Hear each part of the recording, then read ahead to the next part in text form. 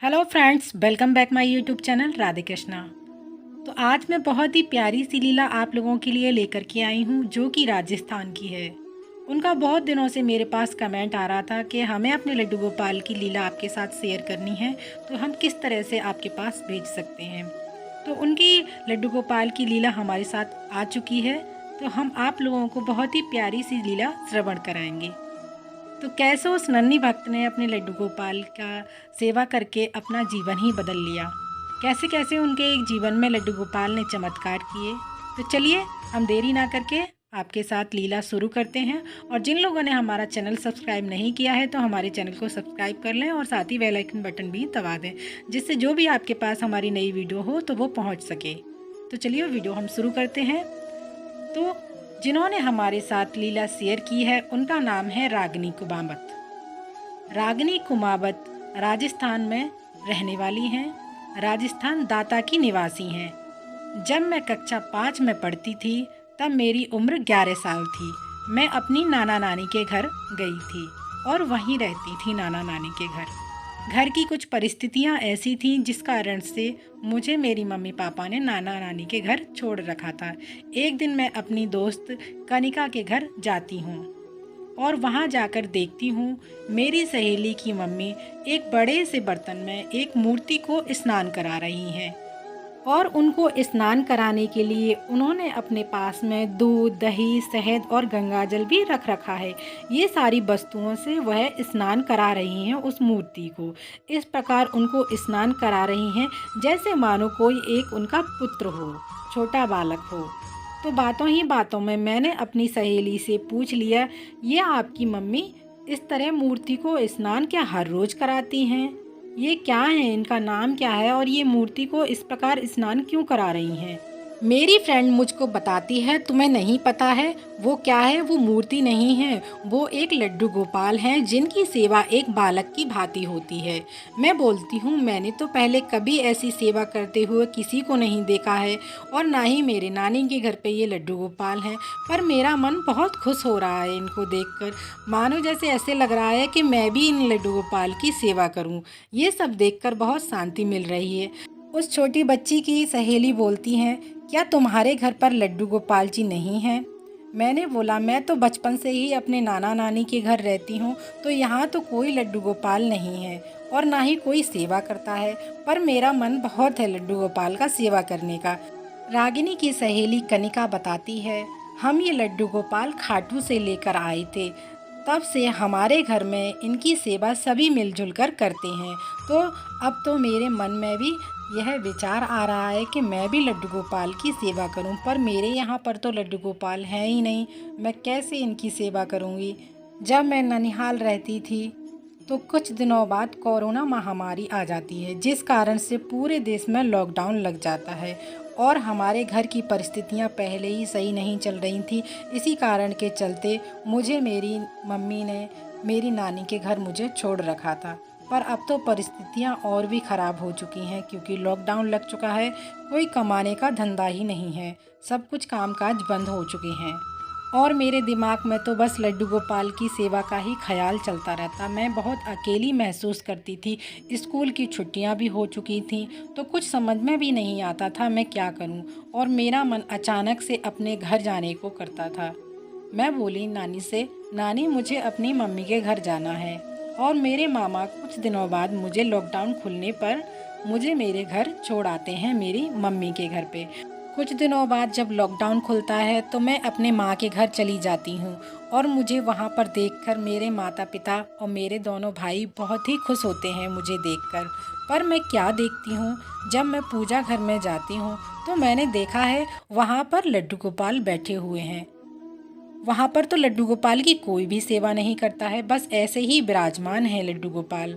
और मानो ऐसे लग रहा था मुझे जैसे मेरे लड्डू गोपाल ने ही मुझे बुलाया है, क्योंकि मेरी माँ ने मुझे हमेशा के लिए मुझे ननिहाल में ही भेज दिया था। मुझे कभी नहीं लगता था कि मैं अपने माता पिता के पास रह पाऊँगी। मुझे वहाँ पर बहुत अच्छा लगने लगा था, लेकिन समय ने ऐसा पासा पलटा और मैं हमेशा के लिए अपनी माँ के घर आ गई।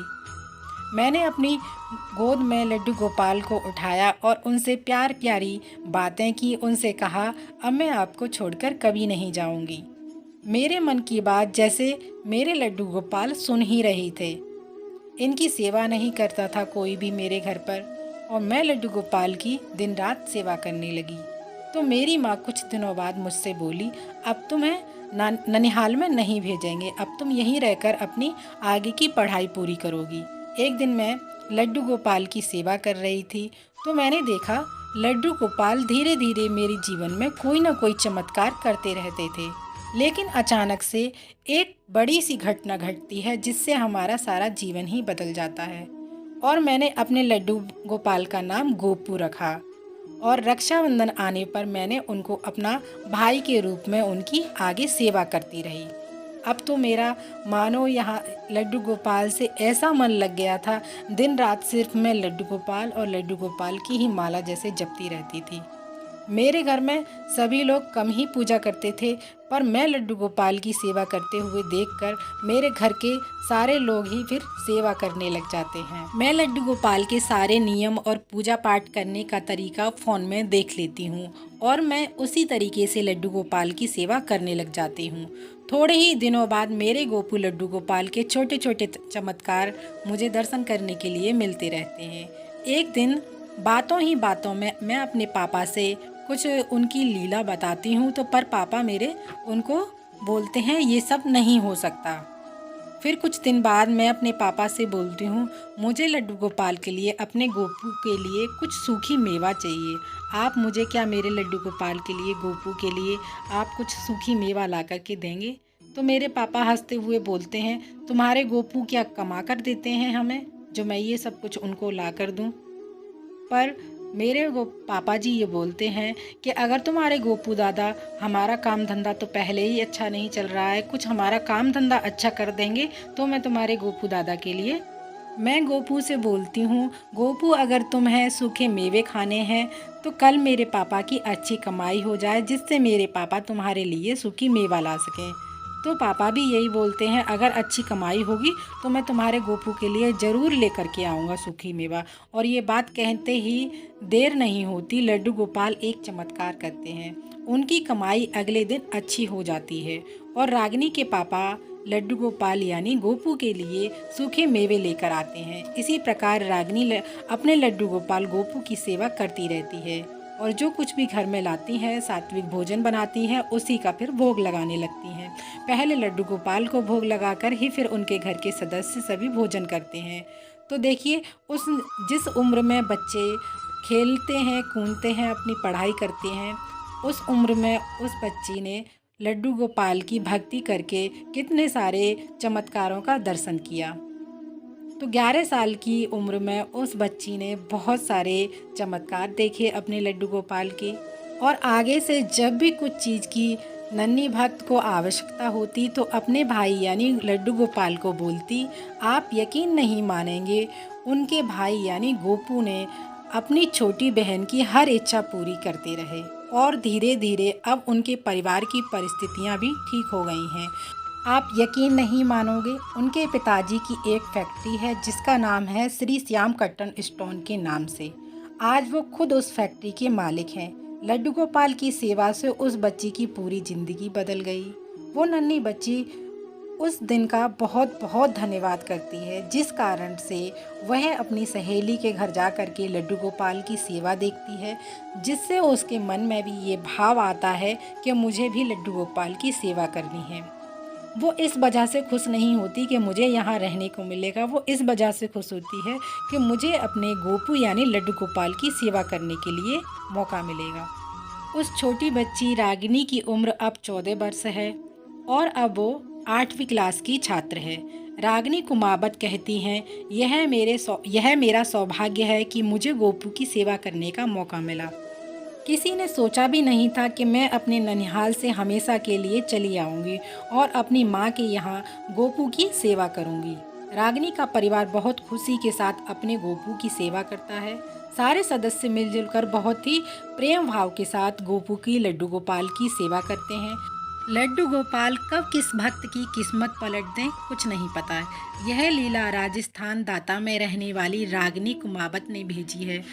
तो अब आप लोग बताइएगा, ये रागिनी कुमावत की लड्डू गोपाल की लीला आप सभी लोगों को कैसी लगी। तो अपने लड्डू गोपाल पर विश्वास रखिएगा, सेवा अर्चना करते रहिएगा। बहुत से लोगों को अपनी इच्छा पूरी होने तक तो लड्डू गोपाल की सेवा अर्चना करते हैं, उसके बाद उन्हें यूं ही छोड़ देते हैं। तो आप सभी लोगों से मेरा हाथ जोड़कर अनुरोध है, आप अपने घर लड्डू गोपाल सोच समझकर ही लेकर आइएगा। अगर आपके पास भी लड्डू गोपाल की कोई लीला है तो आप हमें कमेंट करके बताइएगा। हम एक लिंक भेज देंगे जिसके ज़रिए आप अपने लड्डू गोपाल की लीला हमें भेज सकते हैं। मिलते हैं अगली वीडियो में, तब तक के लिए आप सभी को मेरा राधे राधे, जय श्री कृष्णा।